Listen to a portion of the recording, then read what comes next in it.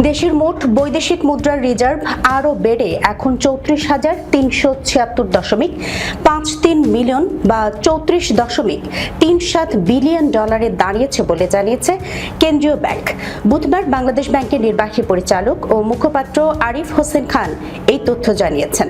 কেন্দ্রীয় ব্যাংকের সবশেষ তথ্যানুযায়ী 20 মে পর্যন্ত দেশের গ্রস রিজার্ভের পরিমাণ দাঁড়িয়েছে 34,376.53 মিলিয়ন ডলার।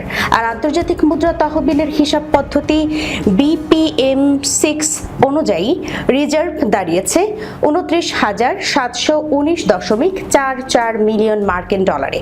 এর আগে গত 19 মে পর্যন্ত দেশের গ্রস রিজার্ভের পরিমাণ ছিল 34,324.12 মিলিয়ন মার্কিন ডলার।